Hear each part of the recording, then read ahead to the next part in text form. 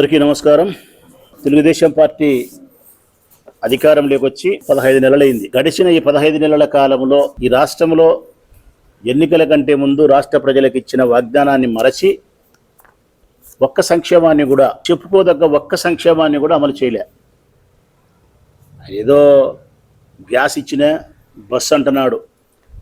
ఆ gas bus మినహాయిస్తే మిగతా అంతా తుస్సే, ఏం లేదు. అమ్మఒడి మేము ప్రవేశపెట్టిన పథకమే, రైతు భరోసా మేము ప్రవేశపెట్టిన పథకమే, ఇంకా మేము ప్రవేశపెట్టిన పథకాలు చాలా ఇలే. అసలైంది ఆడపిల్లలకు 1500 రూపాయలు అనేది ఎగనామం పెట్టినారు. P4 అని నిరుద్యోగ భృతి అది ఎగనామం పెట్టినారు.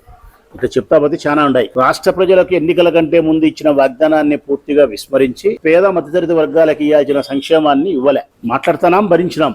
ఒక్క చోట కూడా అభివృద్ధి కార్యక్రమం జరగలే. మేము మా ప్రభుత్వంలో తీసుకొచ్చిన అభివృద్ధి కార్యక్రమాలను కూడా పూర్తి చేయలేకున్నారు. ఎక్కడే గానీ చెప్పుకోదగ్గ కార్యక్రమాలు లేవు. అయినా దాన్ని కూడా భరించినాం. విమర్శ వరకే పరిమితమై సత్విమర్శగా చేస్తానే ఉన్నాం తప్ప అంతకు మించి పెద్దగా మాట్లాడలే. సంక్షేమం లేకపోయినా అభివృద్ధి లేకపోయినా భరించగలిగినాం. కానీ వరకు ఈ రాష్ట్రంలో స్త్రీలకు స్వేచ్ఛ లేకపోతే, స్త్రీలకు గౌరవం లేకపోతే, స్త్రీలకు భద్రత లేకపోతే భరించాలంటే మాతో కాదు, మాతోనే కాదు, ఈ రాష్ట్రంలో ఉండే ఏ ప్రజలతో కూడా కాదు. మేధావులైనా, ప్రజలైనా, ప్రజాస్వామ్య అభిలాషకులైనా ఎవరైనా సరే స్త్రీలకు స్వేచ్ఛ లేనప్పుడు, వారి ఆత్మగౌరవానికి గౌరవం దక్కనప్పుడు, వారికి భద్రత లోపించినప్పుడు, సమాన అవకాశాలు వాళ్ళకు దక్కనప్పుడు, అభివృద్ధి వారిది ఆగిపోయినప్పుడు ఎవరమైనా గల విప్పాల్సిందే, పోరాటం చేయాల్సిందే. ఈరోజు రాష్ట్రంలో ఆ పరిస్థితి దాపరించింది. ఈ 15 నెలల కాలంలో చంద్రబాబు నాయుడు ముఖ్యమంత్రి అయినప్పటి నుంచి ఈ రాష్ట్రంలో స్త్రీలకు స్వేచ్ఛ పూర్తిగా పోయింది. చిన్న చిన్న 12, 14, 9, 6 సంవత్సరాల పిల్లల పైన కూడా మానభంగాలు, చంపేయడము, అవి పోలీసులు ఏమీ చేయలేక నిస్సహాయ పరిస్థితుల్లో ఉండి ఒకవైపు ఉంటే, దారుణాతి దారుణమైన విషయం ఏంటంటే కనుక నా ఈ ప్రెస్ మీట్ ప్రధానమైన కారణము పాలకులే కీచకులైతున్నారు. సమాజంలో ఎవరో పనికిమాలినటో సాంఘికమైన కార్యకలాపాలు చేసేవాళ్ళు మహిళల పట్ల అసభ్యకరంగా ప్రవర్తించినారంటే అది ఒక రకం. ఈ రాష్ట్రాన్ని పాలించే పాలకులే, ఎమ్మెల్యేలే, మంత్రులే వాళ్ళ ఇష్టానుసారం మహిళల పట్ల అసభ్యకరమైనటువంటి ప్రవర్తనను పూర్తి స్థాయిలో ప్రవర్తిస్తున్నారు. మనం రోజు ఒక వీడియోనో ఒక ఆడియోనో వింటున్నాం, పత్రికల్లో చదువుతున్నాం. జరిగిన సంఘటనలు అన్నిటిలో మహిళల పట్ల తెలుగుదేశం పార్టీకి సంబంధించిన ఎమ్మెల్యేలు, మంత్రులు ప్రవర్తించే అసభ్యకరమైనటువంటి ప్రవర్తనలో ఈ మధ్య కాలంలో ప్రధానమైంది జూనియర్ ఎన్టీఆర్ తల్లి గారు. ఆమె రాజకీయాలకు సంబంధం లేదు, ఎమ్మెల్యే కాదు, ఎంపీ కాదు, ఒక పార్టీ కాదు, బయటకు వచ్చిన మనిషి కాదు, సినిమా యాక్టర్ కాదు. పోనీ జూనియర్ ఎన్టీఆర్ ఏమైనా రాజకీయాలలో ప్రముఖ పాత్ర పోషిస్తారంటే అది కాదు. ఏదైనా ప్రముఖ పాత్ర పోషించినాడు, ఎప్పుడైనా ఏదైనా మేలు చేసినాడంటే తెలుగుదేశం పార్టీకి మేలు చేసింటాడు, ఎంతో కొంత మాకే ఇబ్బంది జరిగి ఉంటుంది, వైఎస్ఆర్ కాంగ్రెస్ పార్టీకే. అట్లాంటి మర్యాదస్తుడైనటువంటి ఒక సినిమా యాక్టర్ వాళ్ళ అమ్మగారిని పట్టుకొని తెలుగుదేశం పార్టీకి సంబంధించిన ఒక ఎమ్మెల్యే, అనంతపురానికి సంబంధించినటువంటి దగ్గుపాటి ప్రసాద్ అనే ఒక ఎమ్మెల్యే ఎంత అసభ్యకరంగా మాట్లాడినాడు. సెల్ ఫోన్లో అందరం విన్నాం, రాష్ట్రమంతా ఇనింది, దేశమంతా ఇనింది. అసభ్యకరమైన మాటలు. వాళ్ళ తల్లిగారిని ఎంత నీచంగా అంత నీచంగా మాట్లాడుతున్నాడు. అంత బూతు పదాలతో మాట్లాడాల్సిన అవసరము ఏమొచ్చింది ఆయనకు? నీకు జూనియర్ ఎన్టీఆర్కు వ్యక్తిగతమైనటువంటి పగలు ఏమైనా ఉన్నాయా? వ్యాపార లావాదేవీలు ఏమైనా ఉన్నాయా? నువ్వేమైనా సినిమా యాక్టర్వా? రాజకీయ పార్టీ నాయకుడు ఆయన ఏమన్నా? ఏమీ లేవు. మరి ఎవరి కోసం నువ్వు జూనియర్ ఎన్టీఆర్ వాళ్ళ అమ్మను దూషిస్తున్నావు? జూనియర్ ఎన్టీఆర్ తిడుతున్నావు? ఎవరిని సంతోషపెట్టేదానికోసం, ఎవరి కళ్ళల్లో నువ్వు సంతోషం చూడాలనుకుంటున్నావు? అనంతపురం ఎమ్మెల్యే స్వామి భక్తి, లోకేష్ పట్ల విపరీతమైనటువంటి స్వామి భక్తి కలిగిన ఆ ఎమ్మెల్యే లోకేష్ను సంతృప్తి పరిచేదాని కోసం జూనియర్ ఎన్టీఆర్ను దూషించడం, వాళ్ళ అమ్మను ఎట్లంటే అట్లా నీచంగా మాట్లాడడం, దీన్ని పూర్తిగా వ్యక్తిగతంగా నేను ఒక మనిషిగా, ఒక తల్లికి జన్మించినటువంటి ఒక బిడ్డగా నేను వ్యతిరేకిస్తానా, ఖండిస్తానా, బాధపడతా ఉన్నా.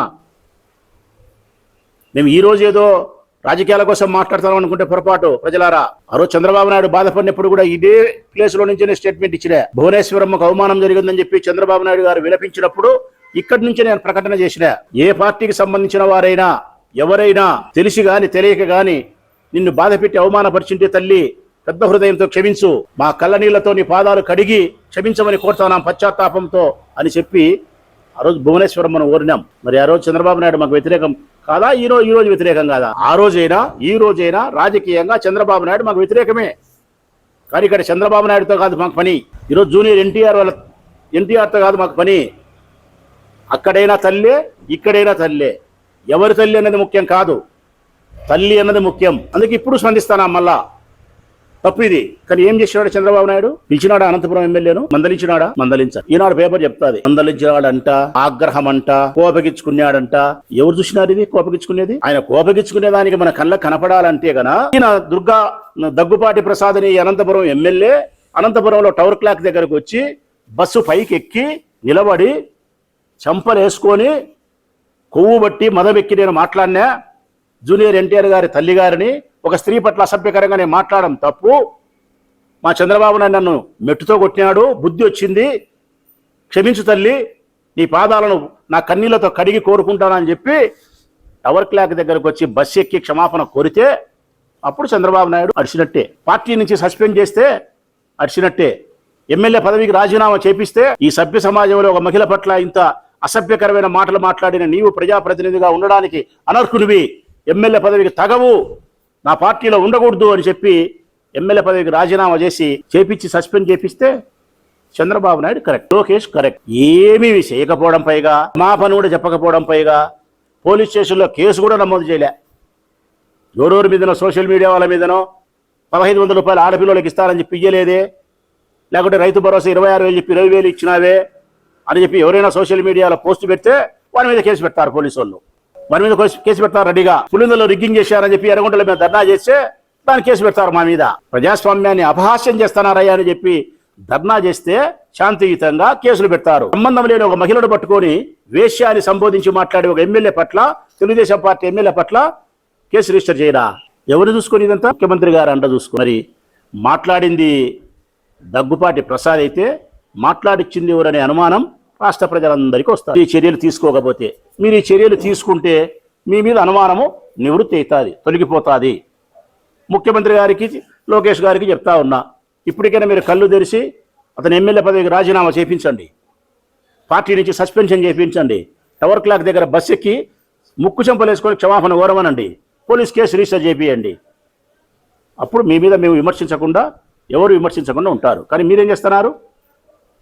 జూనియర్ ఎన్టీఆర్ అభిమానులు వాళ్ళు టైం ఇచ్చి క్షమాపణ కోరమంటే కూడా క్షమాపణ కోరకపోతే, మేము శాంతియుతమైనటువంటి ఆందోళన కార్యక్రమాలు చేస్తామంటే ఈ రాష్ట్రంలో వారు ప్రెస్ మీట్ పెట్టేదానికి కూడా పోలీసు వాళ్ళు పర్మిషన్ ఇవ్వకుండా చేస్తారా? ప్రెస్ మీట్ పెట్టి చెప్పేదానికి ఇది అన్యాయము అని చెప్పడానికి కూడా మీ ప్రభుత్వము పోలీసుల ద్వారా వారికి అనుమతి ఇవ్వకుండా దౌర్జన్యం చేస్తుంది.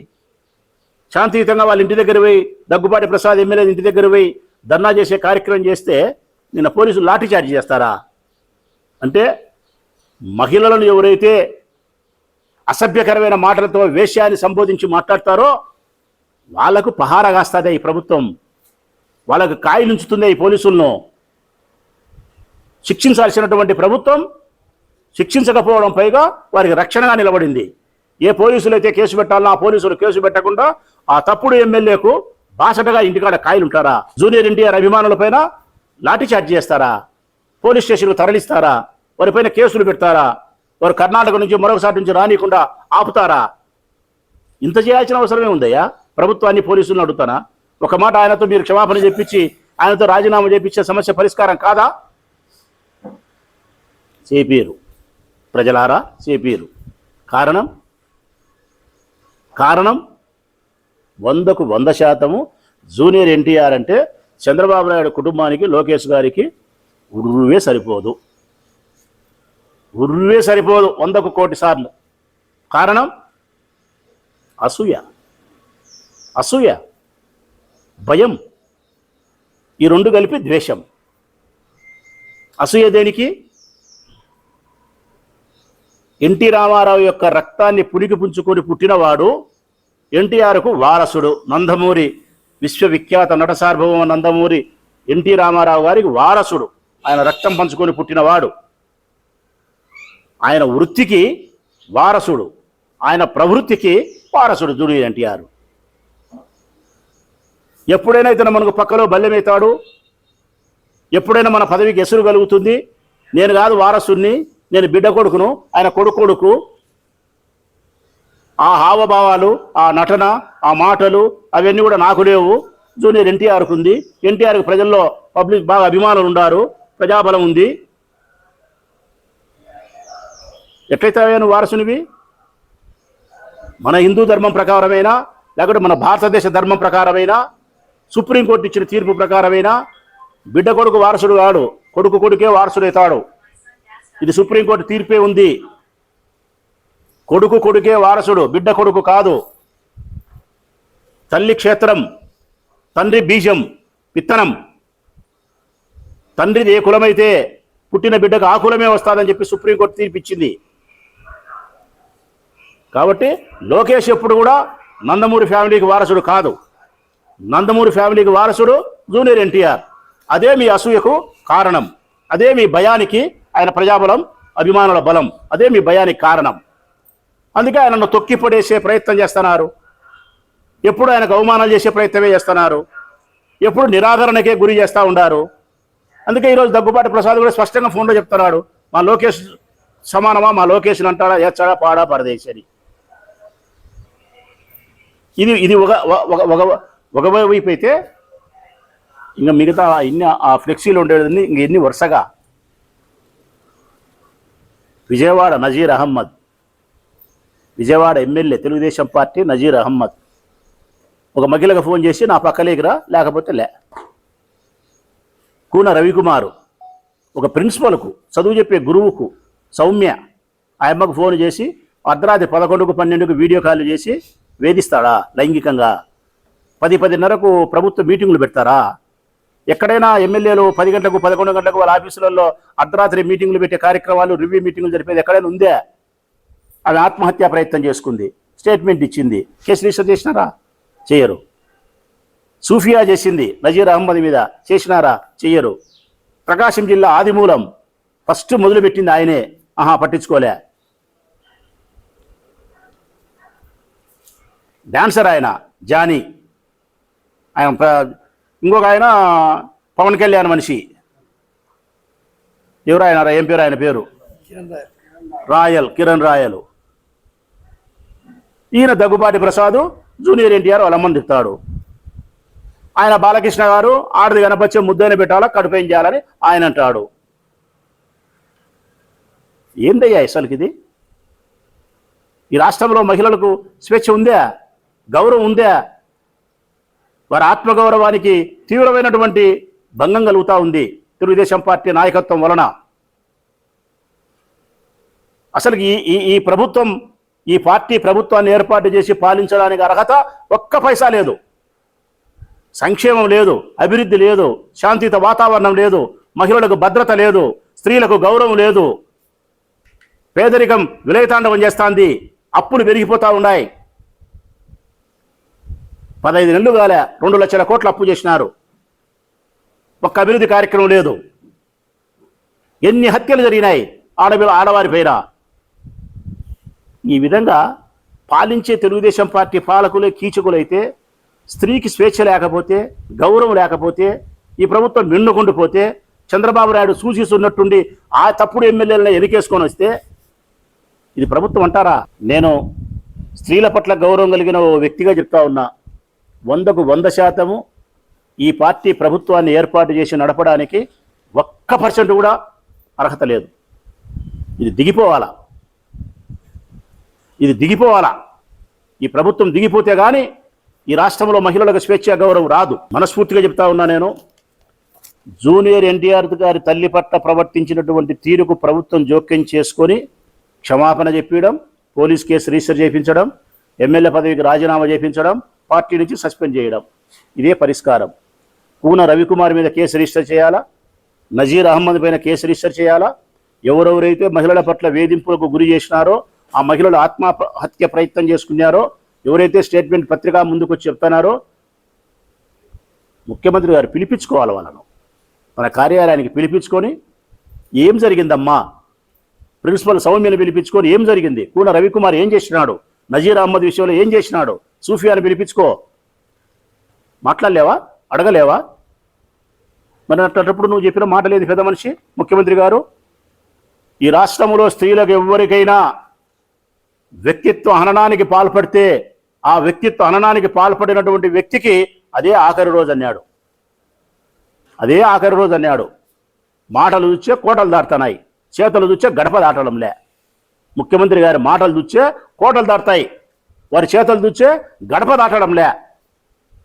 స్త్రీల యొక్క వ్యక్తిత్వ హననానికి పాల్పడితే ఆ పాల్పడిన వ్యక్తికి అది చివరి రోజంట. హెచ్చరిక. ముఖ్యమంత్రి గారు చంద్రబాబు నాయుడు గారు చెప్పిన మాటలు.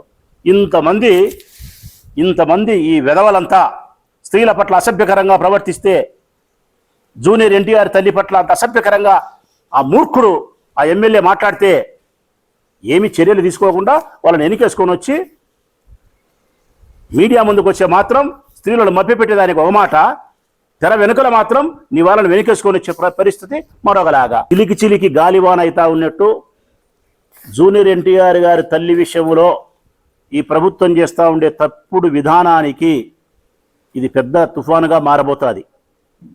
ఆ తుఫానుగా మారినప్పుడు జూనియర్ ఎన్టీఆర్ యొక్క అభిమానుల పట్ల పోలీసులు ప్రవర్తించే తీరు కానీ, జరగబోయే ఎటువంటి పొరపాటు చర్యల వల్ల ఏ నష్టం కష్టము ఎవరికి కలిగినా కూడా దానికి పూర్తి బాధ్యత ఈ రాష్ట్ర ప్రభుత్వాన్ని, పోలీసులదే.